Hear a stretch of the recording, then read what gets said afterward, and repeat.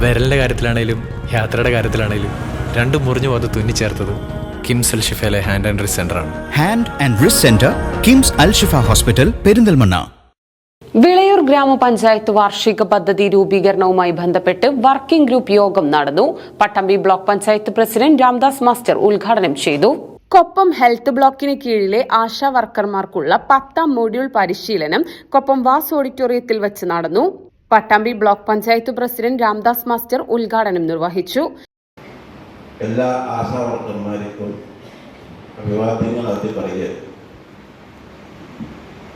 ആശാ വർക്കർമാരെ സംബന്ധിച്ചിടത്തോളം വളരെ ത്യാഗോജ്വലമായ പ്രവർത്തനങ്ങളാണ് നിങ്ങളുടെ ഭാഗത്തുനിന്ന് എന്ന് എല്ലാവർക്കും അറിയാം.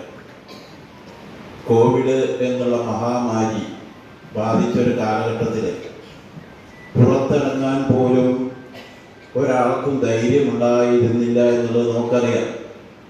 പുറത്തിറങ്ങാൻ ഒരാൾക്ക് പോലും, ഈ സമൂഹത്തിലെ സാധാരണക്കാർക്കും അതേപോലെ തന്നെ മെഡിക്കൽ വിഭാഗത്തിൽപ്പെട്ടവരിൽ നിന്ന് ഉൾപ്പെടെ ഭയവിഹ്വലരായിരുന്ന ഒരു കാലഘട്ടത്തിൽ അതിനെ വളരെ ശക്തമായി നേരിട്ട ഒരു വിഭാഗം എന്നുള്ള നിലയിൽ കോവിഡ് എന്ന മഹാമാരിയെ പിടിച്ചു നിർത്താനും ആ മഹാമാരിയോട് യുദ്ധം ചെയ്യാനും മുൻനിരയിൽ നിന്ന പോരാളികളാണ് നിങ്ങൾ എന്നുള്ള നിലയിലാണ് നിങ്ങൾ ഇന്നും അറിയപ്പെടുന്നത്.